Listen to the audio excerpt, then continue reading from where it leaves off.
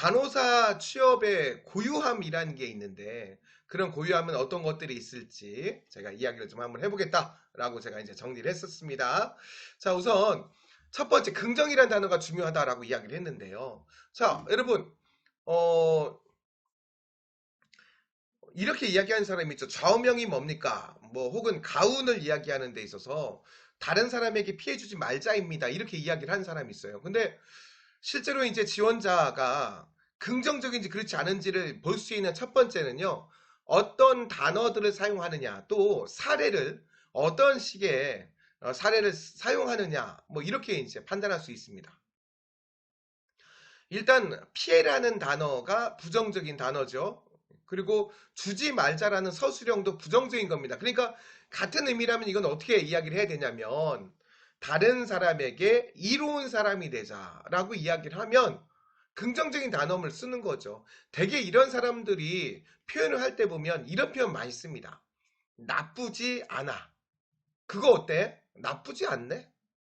나쁘지라는 것도 부정적인데 그렇지 않네 라고 이야기하는 것도 부정해서 긍정을 만드는 건데요.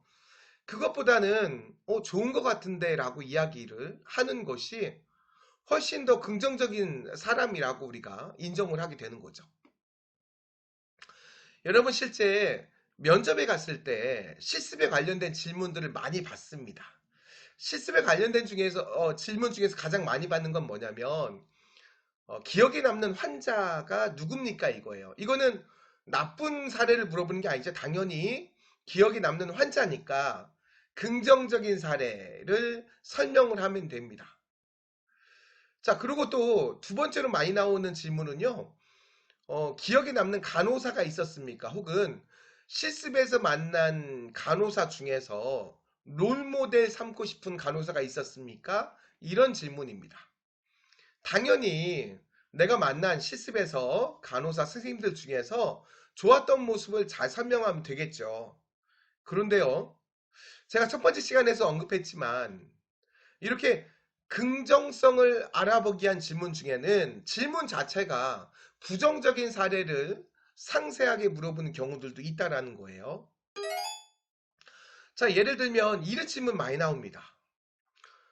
실습에서 만났던 간호사의 모습 중에서 보완해야 될 점을 구체적으로 얘기해 보세요. 이래요. 고쳐야 될 점을 얘기하래요. 순진한 학생들은 여기서 어떻게 이야기하냐면, 네, 일이 많아서 그런지 웃지 못하고 일하시는 게 좀 안타까웠습니다. 또는, 어, 환자가 와서 질문을 하는데, 답변도 잘 안 해주시고 불친절한 게 좀 마음에 걸렸습니다. 뭐, 이렇게 이야기를 하는 거예요. 그러면 이야기하는 게 꼭 아마 그 면접관에 있는 누군가는 스스로 꼭 옛날 내 모습을 이야기하는 것 같다. 이렇게 생각할 수도 있을 것 같기도 하고 또는 이렇게 나쁜 점 이야기해봐라라고 했을 때 어디 가서 그냥 스스럼 없이 이야기를 하는 친구를 보면 아, 이 친구 뽑아놓으면 내 뒷담화도 어디 가서 잘할 것 같은데 이런 생각도 들 것 같아요. 여러분이 면접관이라면 그렇게 유쾌하지만은 않죠. 그게 무슨 말이냐면 부정적인 사례를 물어봤을 때는 여러분이 진짜 낚싯줄에 낚싯대가 딱 미끼를 문 거랑 똑같은 겁니다. 여기서 내가 나쁜 점은 이겁니다. 이게 나쁩니다. 손 씻기도 안 하는 건 간호사의 기본을 안 지키는 것 같습니다. 이런 식의 이야기는 위험하다는 거죠. 그러면 어떻게 되냐? 부정적인 질문을 받았을 때는 살짝 뒤집기 기법을 사용하는 게 참 좋은 방법이에요. 자, 예를 들어서 같은 반 친구 중에 사이가 안 좋은 친구 있습니까? 라고 물어봤습니다.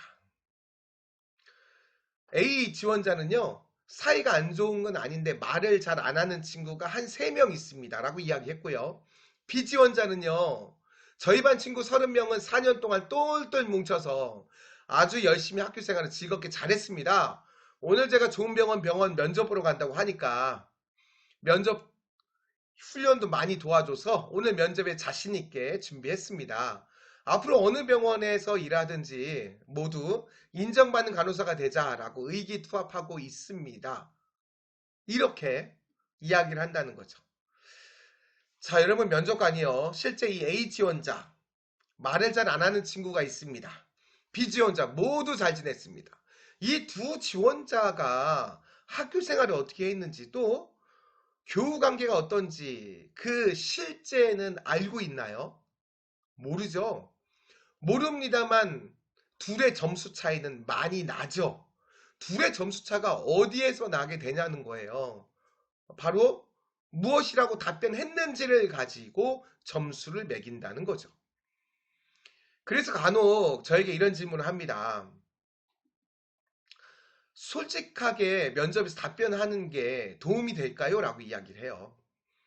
물론 솔직한 거 좋습니다. 솔직한 것도 방법이 될 수 있습니다만 사실 솔직한 거는 떨어지더라도 그냥 내 마음의 위안은 되겠죠. 하지만 내가 진짜 이 병원에 붙고 싶다면 제 생각에는요. 내가 하고 싶은 얘기 내 입장에서 하는 거는 아니란 생각이 들어요. 그것보다는 질문은 이렇게 했지만 안 좋은 친구 있습니까? 했지만 면접관은 무슨 얘기가 듣고 싶겠어요? 모두 다 사이좋게 지냈습니다. 그런 친구 없습니다. 이런 대답을 원하지 않을까요? 우리 병원 신규 간호사로 입사한다면.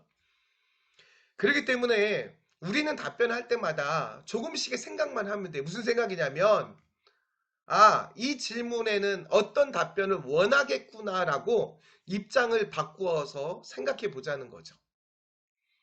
그래서 이것을 그냥 쉽게 설명하면 여러분, 면접을 잘 볼 수 있는 방법은 딱 한 가지가 있는데 그것은 면접관이 듣고 싶어 하는 얘기를 하라는 거예요. 면접관이 듣고 싶은 얘기 해라.